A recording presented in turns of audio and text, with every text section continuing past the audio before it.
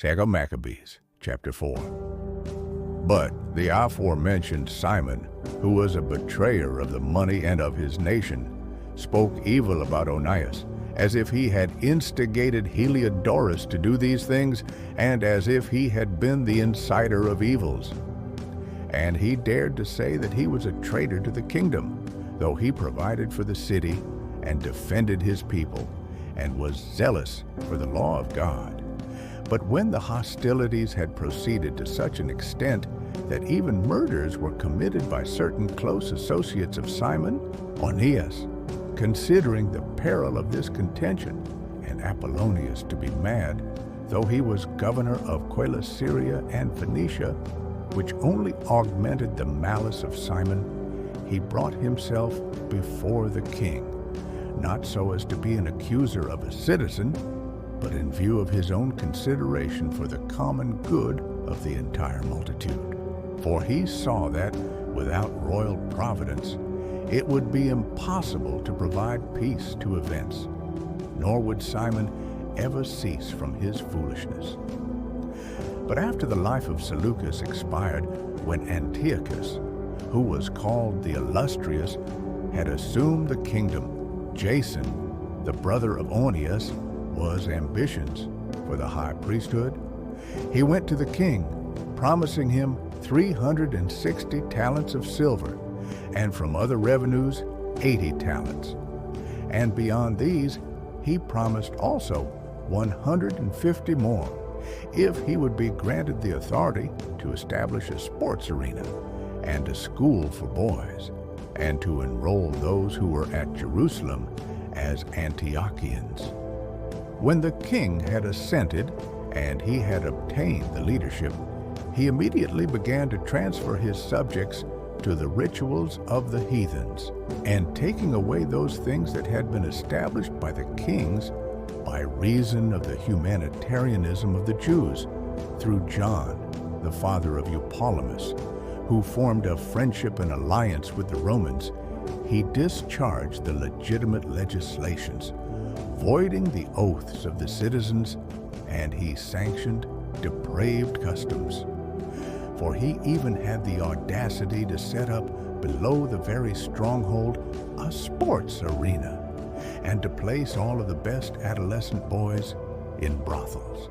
Now this was not the beginning, but a certain increase and progression of heathenism and foreign practices, due to the nefarious and unheard of wickedness of the impious non-priest Jason. So much so that now the priests were not devoted to the concerns of services at the altar, but despising the temple and neglecting the sacrifices, they hurried to become participants of the wrestling school and of its prohibited injustices and of the training of the discus. And even holding the honors of their fathers to be nothing, they esteemed the glories of the Greeks as best. For the sake of these, they held a dangerous competition and were imitators of their practices, and so in all things they desired to be similar to those who had been their enemies and destroyers. But acting impiously against the divine laws does not go unpunished, as these subsequent events will reveal. But when the competition that was celebrated every 5th year was at Tyre, the king being present, the villainous Jason sent sinful men from Jerusalem, carrying 300 didrachmas of silver for the sacrifice of Hercules. But those who transported it asked that it might not be paid out for the sacrifices, because it was not needed, but might be used for other expenses.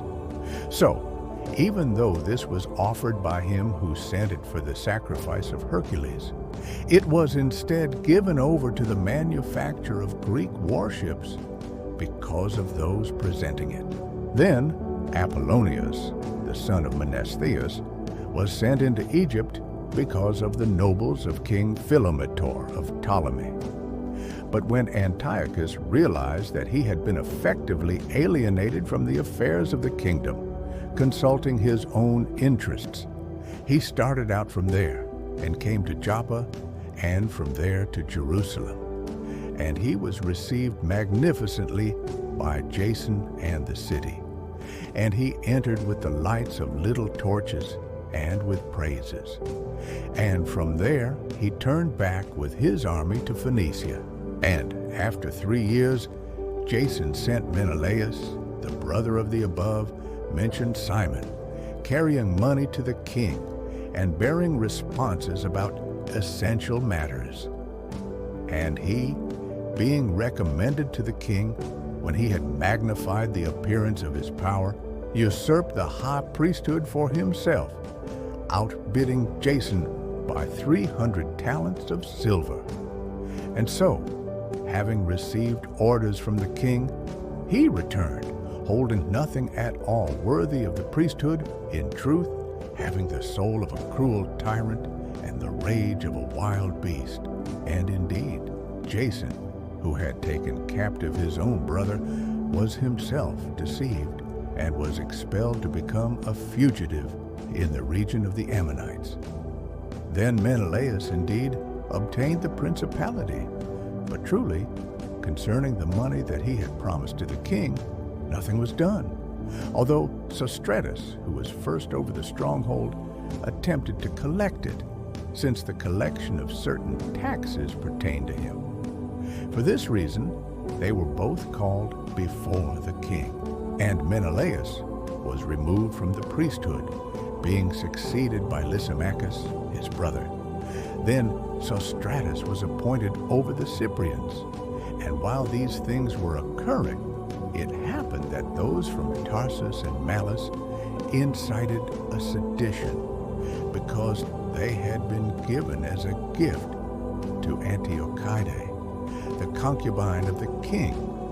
And so the king hurried to come and calm them, leaving behind Andronicus, one of his associates, as his deputy. Then Menelaus, believing that he had reached an opportune time, having stolen certain gold vessels out of the temple, gave them to Andronicus, along with others he had gained at Tyre and throughout the neighboring cities. But when Onias had realized this with certainty, he accused him, keeping himself in a safe place at Antioch beside Daphne. Meanwhile, Menelaus met with Andronicus, asking him to execute Onias.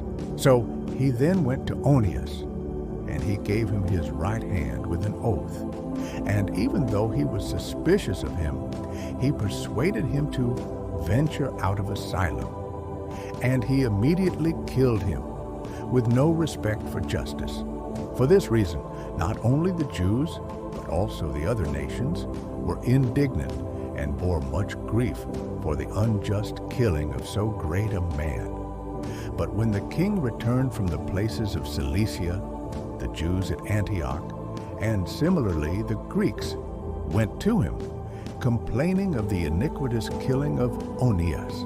And so Antiochus was grieved in his mind because of Onias, and being moved to compassion, he shed tears, remembering the sobriety and modesty of the deceased. And being inflamed in soul, he ordered the purple to be torn from Andronicus, and that he be led around throughout the entire city, and that in the same place where he had committed the impiety against Onias, the sacrilegious man should be deprived of his life, as his fitting punishment rendered by the Lord. But when many sacrileges were committed by Lysimachus in the temple through the counsel of Menelaus, and the news was divulged, the multitude gathered together against Lysimachus, though a great quantity of gold had been exported already. But when the multitude stirred up an insurrection, and their minds were filled with anger, Lysimachus armed about 3,000, who began to act with hands of iniquity. A certain tyrant was their leader, a man advanced both in age and in madness. But when they perceived the attempt of Lysimachus, some took hold of stones, others strong clubs, and in truth certain ones threw ashes upon Lysimachus. and indeed many were wounded, and some were struck down. However, all were put to flight, and as for the sacrilegious man, they executed him beside the treasury. Therefore, about these things, a judgment began to be stirred up against Menelaus. And when the king had arrived at Tyre, 3 men were sent from the elders to bring the matter to him. But when Menelaus was overcome, he promised to give much money to Ptolemy to persuade the king. And so Ptolemy went to the king in a certain court where he was as if merely to refresh himself, and he influenced him away from the sentence. And so Menelaus, though indeed guilty of all malice, was absolved of the crimes. Moreover, these pitiable men, who, even if they had pleaded their case before Scythians, would have been judged innocent, he condemned to death. Therefore, those who brought the case on behalf of the city and the people and the sacred vessels were quickly given an unjust punishment. For this reason, even the Tyrians, being indignant, proved to be very liberal toward their burial. Thus, because of the greed of those who were in power, Menelaus remained in authority, increasing in malice to the betrayal of the citizens.